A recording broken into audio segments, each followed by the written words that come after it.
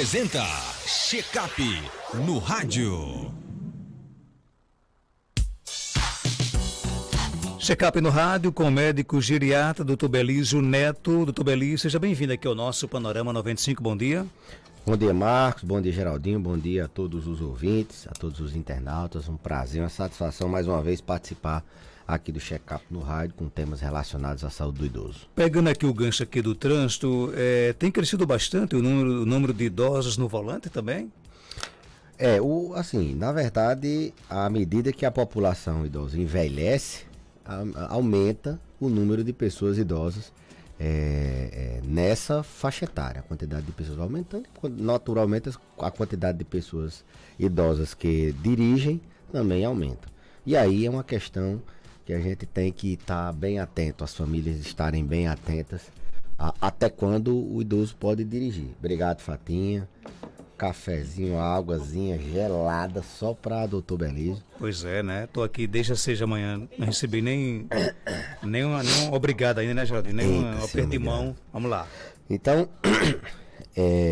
muita atenção nessas horas. A gente sabe que para dirigir não existe idade máxima, né? Não tem, assim, pelo menos até onde eu saiba, o Código de Trânsito não proíbe pela idade. Entretanto, para você dirigir, você requer capacidades físicas e mentais, assim vamos dizer. Você precisa de ter uma visão boa, isso já na habilitação é feito. Você precisa ter uma capacidade auditiva boa. O idoso, a gente sabe que ele tem incidência maior de presbiacusia, de perda de audição. Você precisa ter uma capacidade física mínima, por exemplo, para frear, até mesmo para poder guiar o volante. O idoso precisa ter uma capacidade de equilíbrio, de coordenação, de força e uma capacidade mental. A maior dificuldade que a gente encontra é quando os idosos estão perdendo a capacidade de discernimento, quando eles estão começando a demenciar. E na fase inicial da demência eles tendem a tentarem a não reconhecerem o problema. As famílias percebem que eles já têm algum déficit cognitivo, que eles já têm algum grau de demência. O médico sabe disso e esse paciente ainda acha que pode dirigir e há um conflito. Então, oficialmente a gente tem que elaborar um laudo e dizer até quando esse paciente é feita, logicamente, uma avaliação global, de visão, de capacidade física, marcha, equilíbrio, aquela avaliação geriátrica global que a gente sempre faz, e uma avaliação cognitiva. Alguns testes cognitivos são importantes para a gente saber se ele tem capacidade de dirigir, sob o risco de estar desatento, de provocar um acidente ou até mesmo colocar a própria vida dele em risco. Então, até quando o idoso pode conduzir um veículo, isso depende muito da capacidade de saúde dele e deve ser bem avaliado. Não é só a idade, não é só uma deficiência que ele venha a ter. É um conjunto de fatores que podem liberar ou não. E muitas vezes o próprio paciente ele não aceita esse tipo de proibição. Isso tem que ser uma coisa gradual, paulatina, conversada, dialogada, para que ele possa entender. Principalmente aqueles que estão abrindo um quadro de demência, muitas vezes sutil, que ele não reconhece. Era até isso que eu ia perguntar. Muitos dos idosos, eles sabem a hora de parar de dirigir ou não? E eles também têm até dificuldade de, por exemplo, ter essa parada? A dificuldade é sempre, né? Não só, eu diria, não só de dirigir, Marcos, mas qualquer perda de autonomia, eles têm uma dificuldade. Se é a autonomia de gerir o próprio dinheiro, se é a autonomia de gerir a própria casa. Muitos não podem mais cozinhar, por exemplo, porque está esquecendo o fogão ligado, se queima, tem um risco de acontecer algum acidente. Então, com a direção, não deixa de ser uma capacidade de autonomia.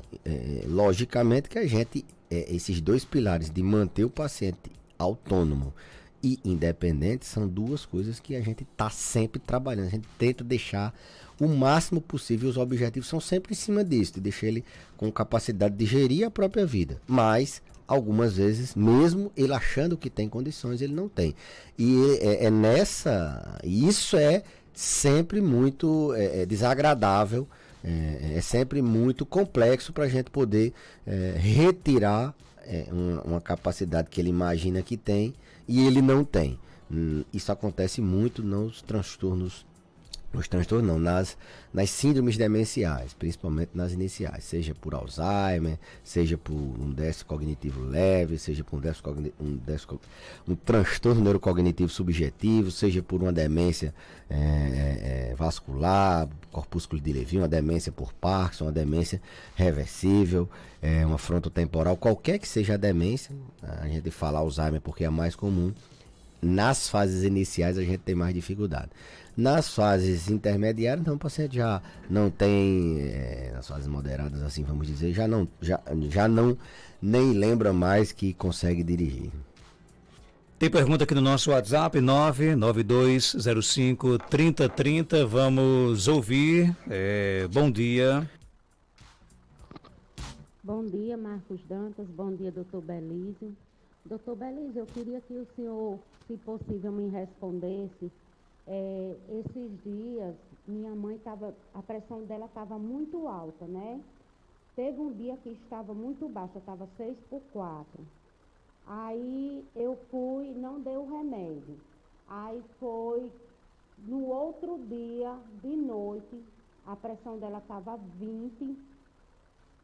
Estava muito alta, né? Aí foi, ela, uns dias anteriores, ela apareceu com uns tremores, assim, o corpo tremendo, tipo dando um choque. Aí foi, graças a Deus, a pressão está controlada, né? Só que ela está oscilando muito, ela baixa, sobe. E assim, eu fiquei muito preocupada também com isso, com esse choque que ela estava dando e esses, tipo, uns tremores. Eu queria que o senhor me dissesse o que pode ser.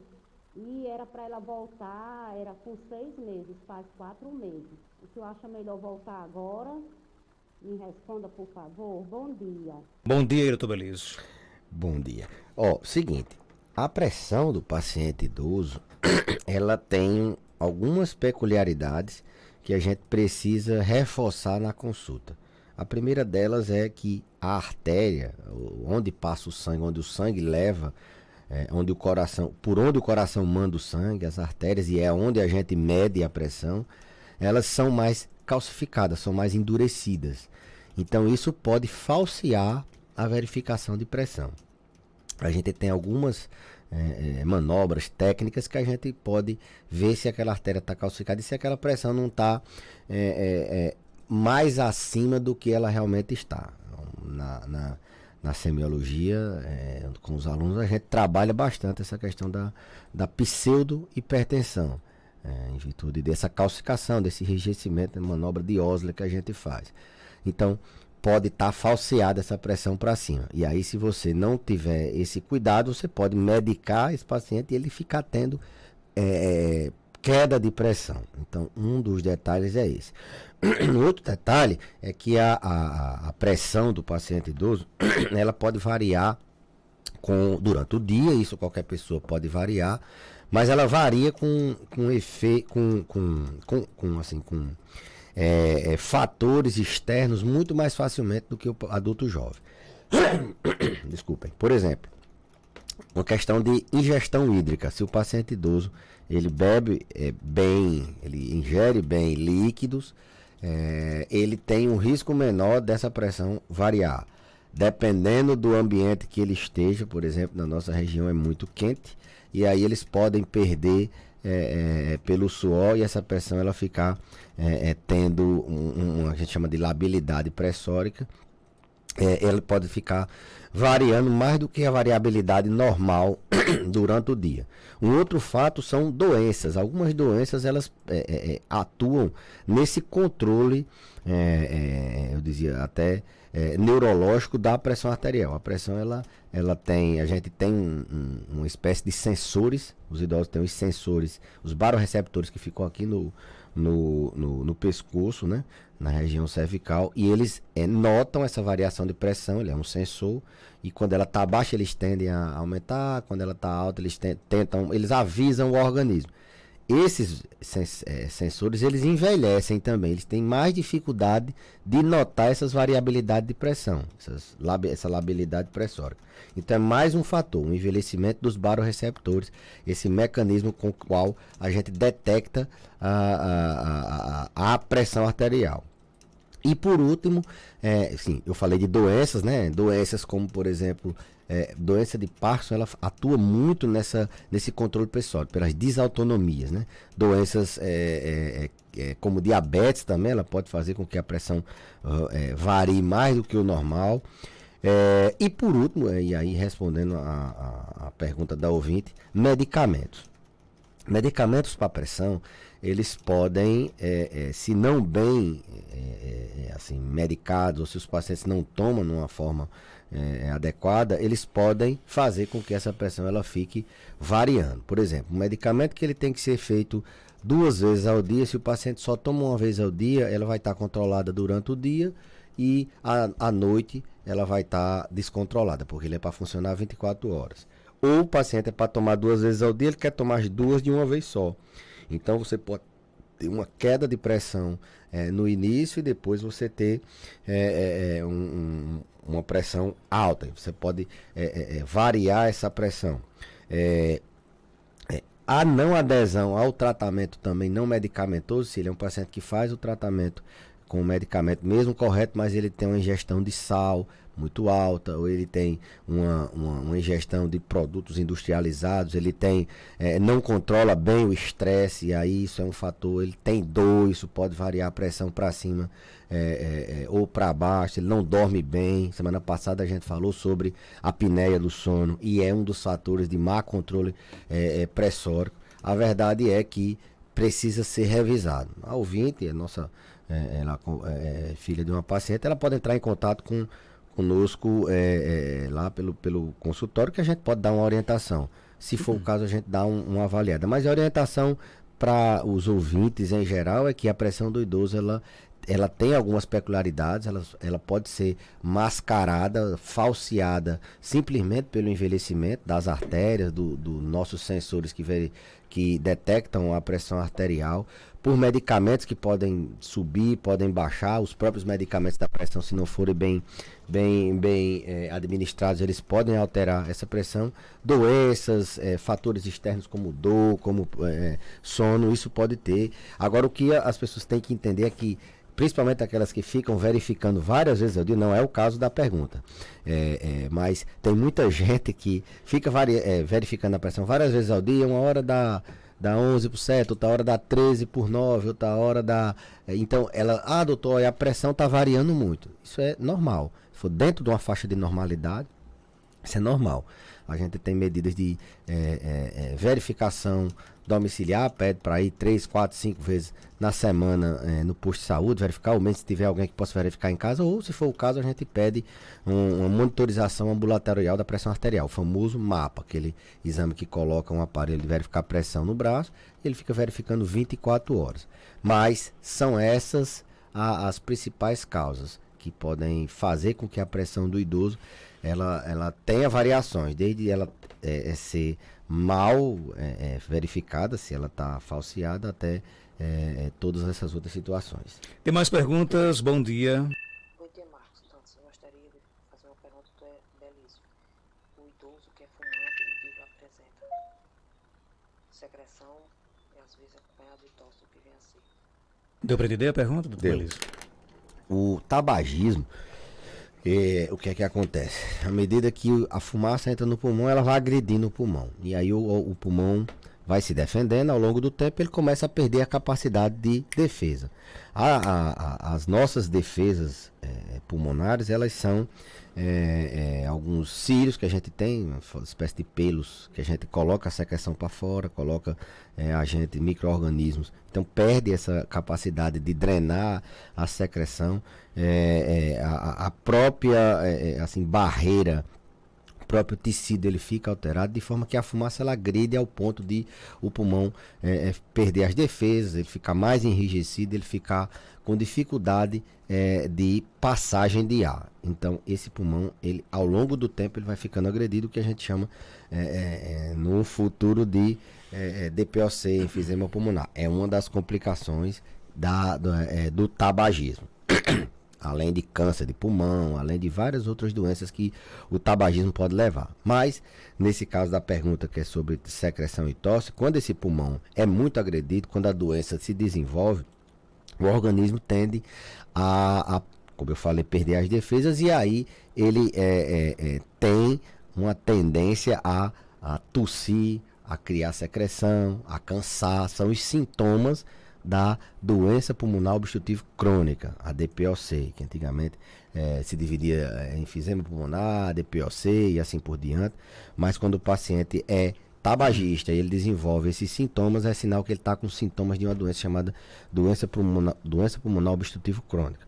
E aí essa doença ela vai fazendo com que o paciente tenha cansaço, muitas vezes cansaço começando aos esforços mais acentuados, aos médios, e até cansaço aos pequenos esforços. Para que a gente possa tratar esse tipo de doença, a gente precisa primeiramente cessar o tabagismo. Quando a gente cessa o tabagismo, a qualidade respiratória ela já melhora em uma semana. Então a tosse ela se torna menos ou mesmo desaparece, a quantidade de secreção ela tende a diminuir. Então a primeira linha de tratamento é a gente tentar abandonar o tabagismo, mesmo num paciente idoso que fumou muitos anos, e as pessoas têm a ideia de que já fumou muito tempo, não vale mais a pena, mas a qualidade respiratória dele vai melhorar. Então é a primeira linha de tratamento. A segunda linha de tratamento é a gente tratar a própria doença. Quando você faz aquelas bombinhas, você faz fisioterapia respiratória, você faz as medidas que são o tratamento para a doença, a DPOC, o paciente tende a diminuir os sintomas. A tosse tende a diminuir a quantidade de secreção, tende a melhorar o cansaço. Então são as medidas iniciais, além de vacinação para influenza, vacinação agora para Covid, vacinação para pneumonia. Isso faz com que o paciente, mas provavelmente o cigarro levou a esses sintomas de DPOC, com tosse, secreção eventualmente muito cansaço. Tratar a doença retira os sintomas. É natural o organismo ele querer expelir aquilo que ele tem de estranho dentro dele, e isso é através do mecanismo de tosse e da produção de secreção para colocar para fora esses micro-organismos ou poeira, alguma coisa que possa estar levando ele a se defender. Então, parar de fumar, tratar, investigar se é realmente uma DPOC. Agora sim, quando o paciente já tem, Marcos, a doença, a gente tem, os pacientes, os familiares têm que ter muita atenção nessa quantidade de secreção. Existem alguns critérios que a gente considera como exacerbação, ou seja, aquela doença ela agudizou, ela piorou, ela está num quadro crítico. Então, quando a cor da secreção ela muda, por exemplo, uma secreção esbranquiçada e a secreção começa a ficar esverdeada ou amarelada, isso é um sinal de exacerbação. Isso tem que ir logo para o médico, que provavelmente vai precisar tomar antibiótico e outras medidas devem ser tomadas. Ou quanto a quantidade de secreção ela aumenta. Se ele tem uma quantidade X e ela começou a aumentar, a DPOC exacerbou. Além, logicamente, do cansaço, que quando piora, essa DPOC, esse enfisema pulmonar, essa doença no pulmão, é necessário tomar uma medida mais imediata. Tem o tratamento a longo prazo e tem o tratamento nas exacerbações, que é quando o paciente tem uma crise. Tem mais perguntas? Bom dia. Bom dia, Marcos e doutor Belis. Doutor Belis, qual é a diferença entre Alzheimer e demência? E aí, doutor Belis Neto? Boa pergunta. Essa pergunta A gente abre umas caixinhas no Instagram e sempre as pessoas perguntam, a gente imagina que todo mundo já sabe, mas não. É o básico que às vezes não fica claro, né? Que as pessoas não entendem, porque a gente talvez não esteja se expressando bem. Bom, demência é o nome geral, vamos assim dizer, o nome geral de todo déficit cognitivo, ou seja, o paciente quando começa a esclerosar, assim vamos dizer, a caducar, ele tem uma demência, né? É a perda da cognição, de alguma área da cognição associada a algum prejuízo numa capacidade de vida diária dele. Se ele está tendo, e aí esse déficit da cognição geralmente é na memória, mas pode ser em outras áreas, verificado num teste que a gente faz, e as capacidades dele conseguir resolver, gerenciar a própria vida, desde conseguir fazer uma ligação, conseguir dirigir, ou mesmo mais acentuado nas básicas de tomar banho. Então a perda de cognição com perda de AVDs, ou seja, atividades de vida diária, capacidade de gerenciar a própria vida, isso denota um quadro de demência. O paciente esclerosou, o paciente está caducando, mesmo que seja em fase inicial. Agora existem vários tipos de caduquice. Né? Existem vários tipos de demência. Existe a demência mais comum, que é a demência por doença de Alzheimer.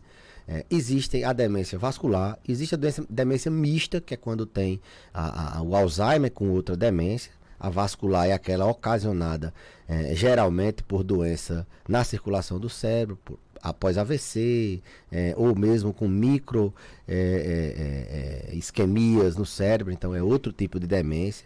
Tem a demência por doença de Parkinson, aquele paciente que tem Parkinson muitos anos, no final ele começa a caducar, então é uma demência ocasionada pela doença de Parkinson. Tem a demência causada por doença de Lewy, não? Doença de Levy, por corpúsculo de Levy, é uma outra característica.